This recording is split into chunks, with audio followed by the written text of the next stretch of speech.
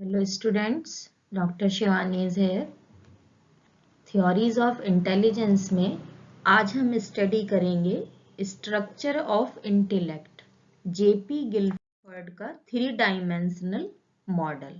इसको 3 dimensional theory भी कहते हैं और एसआई मॉडल भी कहते हैं।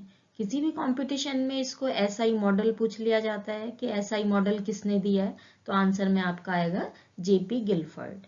जेपी गिलफर्ड का पूरा नाम क्या है, कई बार ये भी पूछ लिया जाता है, तो पूरा नाम मैं इसको बता देती हूँ आपको।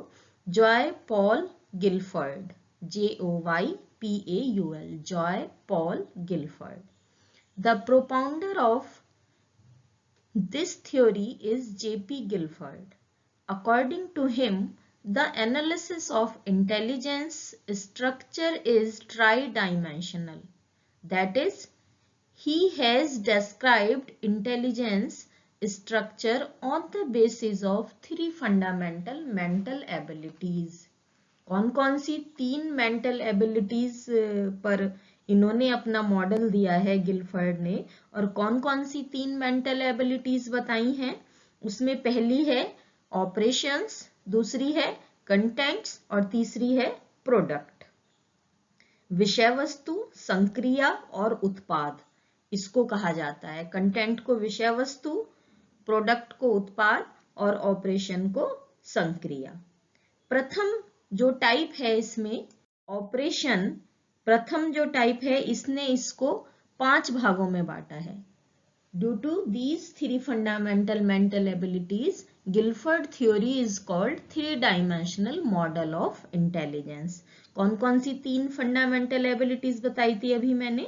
विषय वस्तु, संक्रिया और उत्पाद। इन तीनों के कारण ही इसको 3 dimensional model of mental abilities कहा जाता है। जो फर्स्ट है इसमें आपका, तो उसमें Guilford says that generally intelligence activities are of 5 types. कौन कौन से 5 प्रकार बताए हैं उसमें? पहला है डाइवर्जेंट थिंकिंग, जो कि क्रिएटिविटी से रिलेटेड होता है। दूसरी है कन्वर्जेंट थिंकिंग, जो कि प्रॉब्लम सॉल्विंग से रिलेटेड होती है। तीसरी है कॉग्निशन, इसको संज्ञान कहते हैं।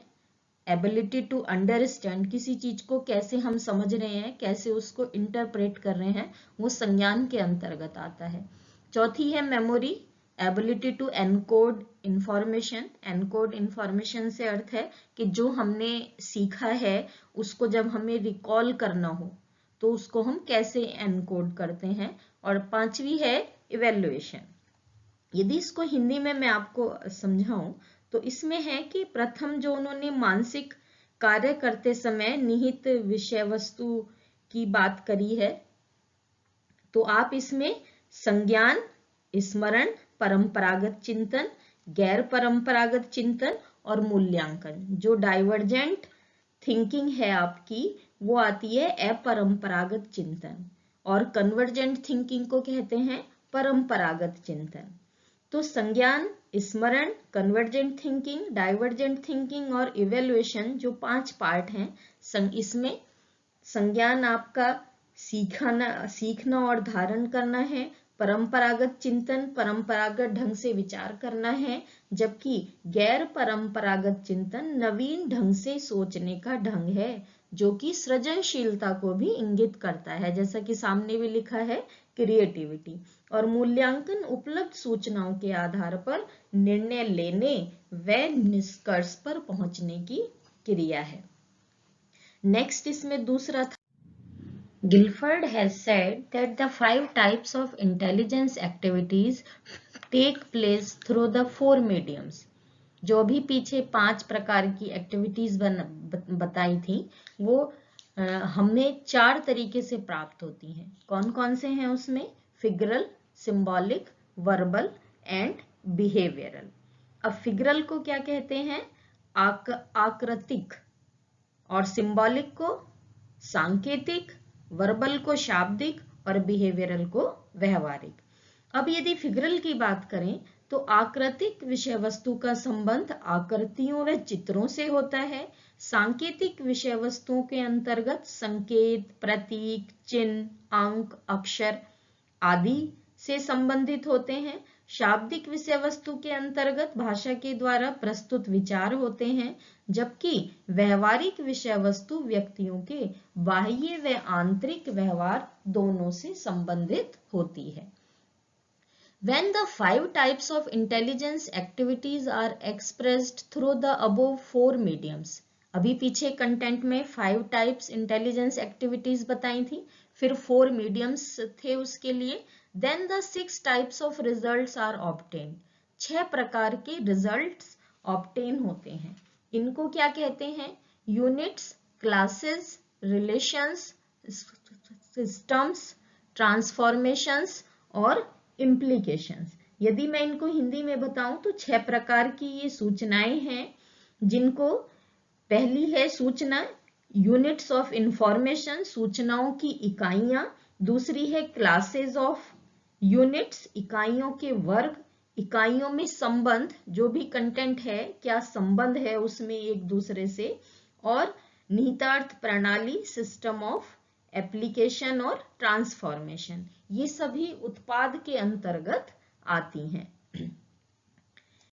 Gilford has said that intelligence can be the sum of 5 into 4 into 6 is equal to 120 mental abilities। जैसे कि अभी पीछे मैंने आपको बताया था कि 5 कंटेंट हैं, फिर आपकी 4 कंटेंट हैं, 5 आपकी संक्रियाएं हैं और 6 आपके परिणाम हैं। तो 5 4 into 6 is equal to 120 mental abilities हो गई। ये जो वर्जन था ये फर्स्ट वर्जन था और 1956 में आया था। मॉडिफाइड वर्जन केम इन 1977। मॉडिफाइड वर्जन में क्या दिया गिलफर्ड ने? 5 into 5 into 6 is equal to 150 mental abilities. तो जो आपकी विषय वस्तु है, जो फिगरल फैक्टर है, इसको इन्होंने इसको 2 भागों में डिवाइड कर दिया था। कौन कौन से? विजुअल और ऑडिटरी। क्यों इस तरीके से 5 into 5 into 6 हो गए? तो जनरली यदि किसी भी कंपटीशन में क्वेश्चन पूछा जाए और उसमें 120 मेंटल एबिलिटीज और 150 मेंटल एबिलिटीज दोनों ऑप्शन हो, तो मोस्ट एप्रोप्रिएट ऑप्शन है 150 मेंटल एबिलिटीज, जो कि मॉडिफाइड वर्जन आया था 1977 में। इस डायग्राम के थ्रू भी आप समझ सकते हैं इसमें कंटेंट, प्रोडक्ट्स और ऑपरेशंस। जो कंटेंट है वो 5 भागों में बांट दिया इन्होंने 1977 में, और जो प्रोडक्ट्स है वो 6 भागों में और ऑपरेशन 5 भागों में। तो 5 into 5 into 6 is equal to 150 mental abilities Gilford के मॉडल में 1977 में हो गई थी। छात्रों, यदि आपको वीडियो पसंद आई तो प्लीज वीडियो को लाइक करें, चैनल को सब्सक्राइब करें, शेयर करें। धन्यवाद।